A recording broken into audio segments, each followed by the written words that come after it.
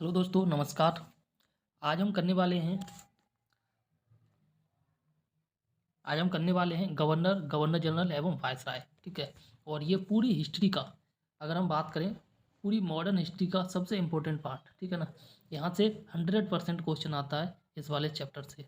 तो ये वीडियो जो है आप देखना बिल्कुल ना भूलें और वीडियो को अंत तक देखें। ठीक है। और वीडियो जिस प्रकार से मैं बना रहा हूँ वो बता देता हूँ मैं आपको। पहले थ्योरी आपको देखने को मिलेगी और उसके बाद अब तक जितने भी क्वेश्चन आए हैं PYQ, ठीक है ना, ये देखने को मिलेंगे one liner, as a one liner format में। सॉरी। तो पहले हम थोड़ी सी थ्योरी डिस्कस करेंगे, उसके बाद हम जो PYQ है और वो डिस्कस करेंगे। इस वीडियो को जो है मैं दो पार्ट में बनाऊंगा क्योंकि चैप्टर जो बहुत ज़्यादा लंबा है, बड़ा है, और वीडियो बहुत ज़्यादा बड़ी हो जाएगी, इसलिए इस चैप्टर को हम दो पार्ट में बनाएंगे। ठीक। तो आइए डिस्कस करते हैं।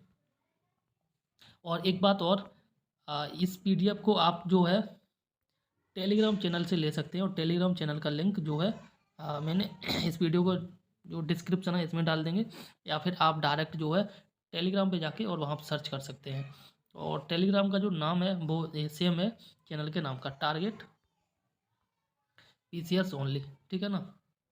दो चैनल हैं, आप किसी से भी ले सकते हैं। टारगेट PCS ओनली एक, और एक पे बल लगा है। ठीक है ना, लास्ट में। तो आइए शुरुआत करते हैं बिना किसी देरी के। सबसे पहले बात की गई क्लाइव के बारे में। ठीक है ना। तो क्लाइव ने क्या क्या काम किए उसके बारे में यहाँ कहा गया है।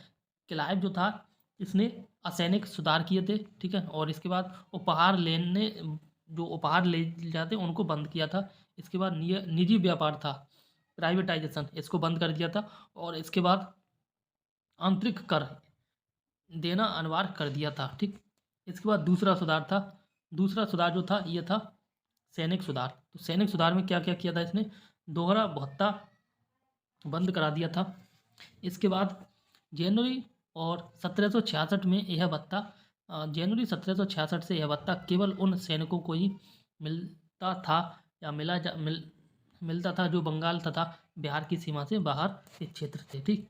इसके बाद इसी प्रकार से वारेन हेस्टिंग्स की बात करते हैं, और ये आपको पता होगा कि बंगाल का प्रथम गवर्नर जनरल था। ठीक है ना। तो इसके बारे में देख लेते हैं।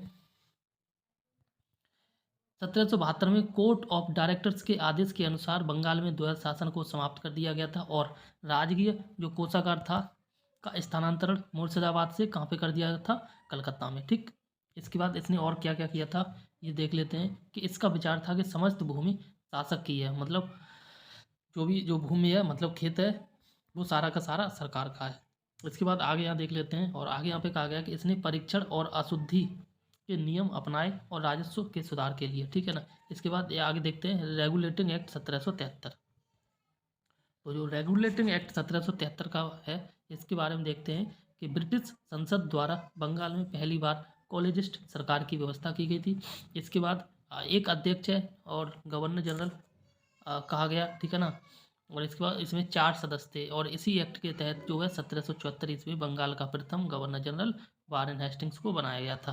ठीक है ना। देखो, ये चीज़ सबको पता है कि वारेन हेस्टिंग जो है बंगाल का प्रथम गवर्नर जनरल था। लेकिन क्वेश्चन ये वाला जो है ये टेढ़ा थोड़ा मुश्किल हो जाता है कि बंगाल का प्रथम गवर्नर जनरल जो बनाया गया था वो किस एक्ट के तहत बनाया गया था। तो ये है रेगुलेटिंग एक्ट 1773। एक चीज़ और बता देता हूँ मैं आपको, 1773 जो एक्ट है इसी के तहत कलकत्ता में उस समय जो सुप्रीम कोर्ट है वो बनाया गया था। और इसके साथ उस समय जो सुप्रीम कोर्ट का जो हद था वो केवल कलकत्ता और उसका क्षेत्र था। ठीक है ना।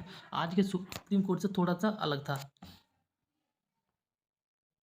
यहाँ पे जो ऊपर बोला यही है, वारेन हेस्टिंग्स को बनाया गया था, और इसका जो कार्यकाल था ये 1773 के एक्ट से बनाया गया था। एक चीज़ दोबारा बता देता हूँ, और ठीक है ना, ये एक्ट है और 1774 में बनाया गया था। इसका कार्यकाल है 74 से 85 तक, 6 साल इधर और 5 साल इधर, मतलब 11 साल कुल रहा था। ठीक। इसके बाद आगे देखते हैं, इसी के बारे में थोड़ा है। और यहाँ पे कहा गया है कि हेस्टिंग, यानी जो वारेन हेस्टिंग साहब, ये हेस्टिंग्स ने रखी एवं इसी जो मजबूती है, सॉरी, संरचना कॉर्नवालिस ने प्रदान की थी। एक मिनट, अब PDF पूरी दिख रही है, अब देखते हैं। एक मिनट। जन प्रशासन की जो नींव थी वह वारेन हेस्टिंग्स ने रखी थी एवं इसे इसकी जो संरचना थी इसको मजबूती प्रदान की थी कॉर्नवालिस ने, ठीक है ना। तो यहाँ पे यही चीज़ लिखी गई है। एंड आगे यहाँ देखते हैं और आगे यहाँ पे कहा गया है कि कॉर्नवालिस के बारे में। जो कॉर्नवालिस था इसने न्यायिक सुधार पे काम किया था, फौजदारी पे काम किया था, कानून में सुधार किया था, पुलिस सुधार में काम किया था। ये पुलिस सुधार वाला बहुत ज़्यादा इंपॉर्टेंट है, कई बार एग्जाम में पूछा गया। और कर या टैक्स सुधार में क्या काम किया था, और व्यापारिक जो सुधारों में जन प्रशासन की नींव भी रखी थी किसने, कॉर्नवालिस ने, ठीक। और इसके बाद आगे देखते हैं और आगे यहाँ पे कहा गया है एशियाटिक सोसाइटी ऑफ बंगाल की जो स्थापना ये 15 जनवरी 1784 को रखी गई थी। इसके बाद सुधार प्रकोष्ठ से संबंधित जो वारेन हेस्टिंग था एवं बेलेजली ये संबंधित था। कौन था, सुधार प्रकोष्ठ से संबंधित था वारेन हेस्टिंग्स एवं बेलेजली, मतलब दोनों व्यक्ति थे, ठीक। इसके बाद आगे देखते हैं और आगे यहाँ पे कहा गया है कि वारेन हेस्टिंग्स पर महाभियोग लगाया गया था। ये मोस्ट इंपॉर्टेंट क्वेश्चन है, अक्सर एग्जाम में पूछ लिया जाता है कि ऐसा कौन सा गवर्नर जनरल था जिस पे महाभियोग का मुकदमा लगाया गया था ब्रिटिश शासन के दौरान, और ये था वारेन हेस्टिंग्स, ठीक है। और इस पर जो मुकदमा लगाया गया था ये 1788 से लेके 1795 तक चला था, ठीक है ना। जो एंड बाद में क्या किया गया था, इसको निर्दोष, इसके कामों को देखकर इसे निर्दोष साबित कर दिया था, ठीक है ना। ऐसे मान लो इसने पॉजिटिव काम ज़्यादा किए थे और नेगेटिव काम थोड़े थे, तो जिसके चलते इसको जो मुकदमा था ये खारिज कर दिया था। किंतु यहाँ जो मैंने अभी बोला वही है कि किंतु ब्रिटिश शासन ने उसे सेवाओं के कारण या उसकी सेवाओं के कारण उसे माफ़ कर दिया था, ठीक है ना, उसे माफ़ कर दिया था। आगे यहाँ देखते हैं कि प्रमुख ब्रिटिश नीतियाँ। तो यहाँ कुछ इंपॉर्टेंट नीतियों के बारे में बात की गई है, तो उन्हें देखते हैं कि इन नीतियों में सबसे पहले कहा गया है कि कंपनी का जो भारतीय रियासतों से समानता के लिए संघर्ष, ठीक है, 1740 से 1765 तक था, ठीक है, ये यहाँ पे लिखा है। एंड घेरे की नीतियाँ, सुरक्षा प्रकोष्ठ की नीति थी। एक चीज़ यहाँ देखते हैं, जो घेरे की नीति, ठीक है, एक मिनट, घेरे की नीति और सुरक्षा प्रकोष्ठ की नीति ये एक ही नीति है, ठीक है ना, इसी का दूसरा नाम है। और ये आई थी 1765 से 1813 तक, ठीक। इसके बाद आगे और आगे यहाँ पे कहा गया अधीनस्थ पार्थक्य की नीति, ठीक है, ये 1813 से 1818 तक। एवं अगला है अधीनस्थ संघ की नीति 1885 से 1935, और बराबर की संघ की नीति ये 1935 से 1947 तक, ठीक है ना। तो देखो आज की जो वीडियो है इसमें थोड़ी सी थ्योरी हमने डिस्कस किया, और इसी थ्योरी से संबंधित जो भी इंपॉर्टेंट क्वेश्चन है उनको हम डिस्कस करते हैं, ठीक है ना। तो पहले क्वेश्चन देख लेते हैं, इसके बाद जो नेक्स्ट पार्ट आएगा इसी प्रकार से थोड़ी थ्योरी और बाद में क्वेश्चन आंसर डिस्कस करेंगे। तो ये बहुत ही इंपॉर्टेंट पीडीएफ है, आप देख सकते हैं, कंप्लीट पीडीएफ है पूरे चैप्टर की।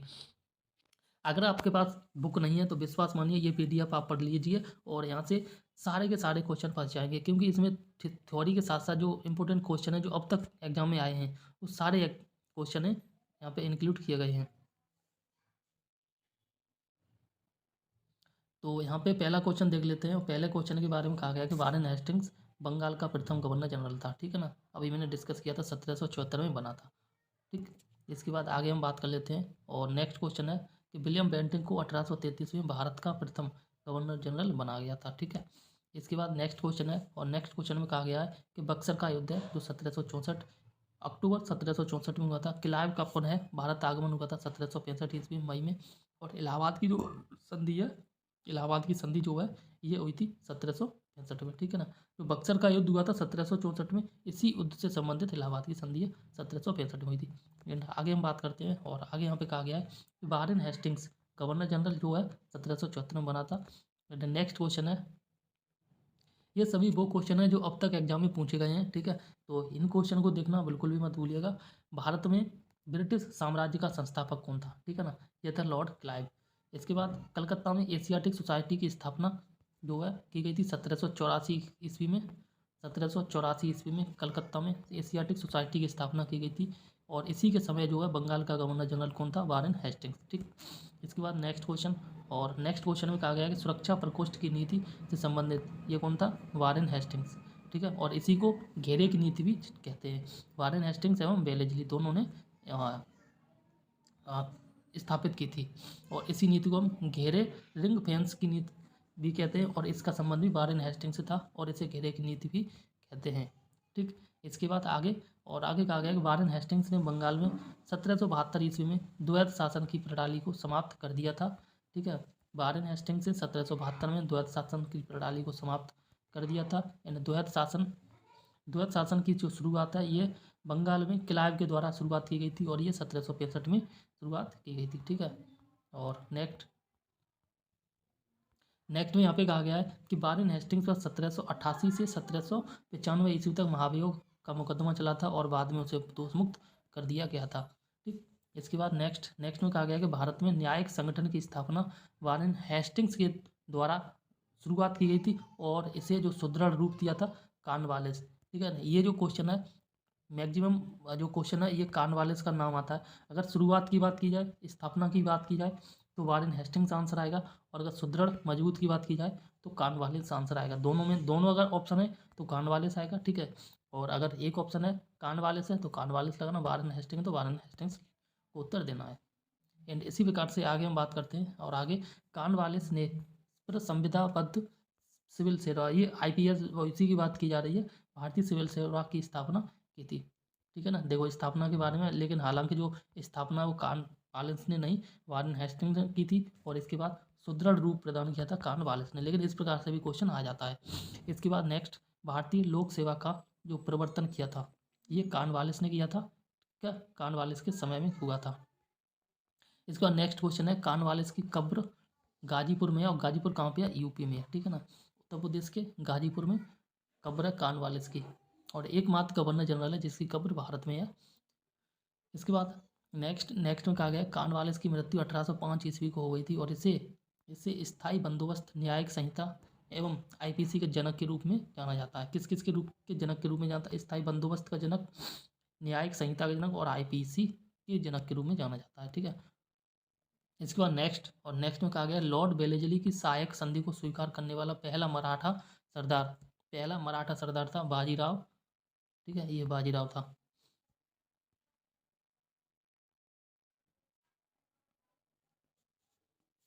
यहाँ पे क्वेश्चन है कि संधि को, जो वेलेस्ली था, ठीक है, इसकी सहायक संधि को स्वीकार करने वाला पहला मराठा सरदार था बाजीराव द्वितीय। ठीक, ये सेकंड बाजीराव है। और नेक्स्ट क्वेश्चन है कि 1802 में बसीन की संधि पर हस्ताक्षर किए थे अंग्रेज और बाजीराव द्वितीय के मध्य। ठीक, अंग्रेज और बाजीराव द्वितीय था, इसके मध्य में बसीन की संधि पर 1802 में हस्ताक्षर किए गए थे। एंड नेक्स्ट क्वेश्चन है कि सहायक संधि को स्वीकार करने वाला पहला शासक था, सहायक संधि को स्वीकार करने वाला पहला शासक था अवध का नवाब। ठीक,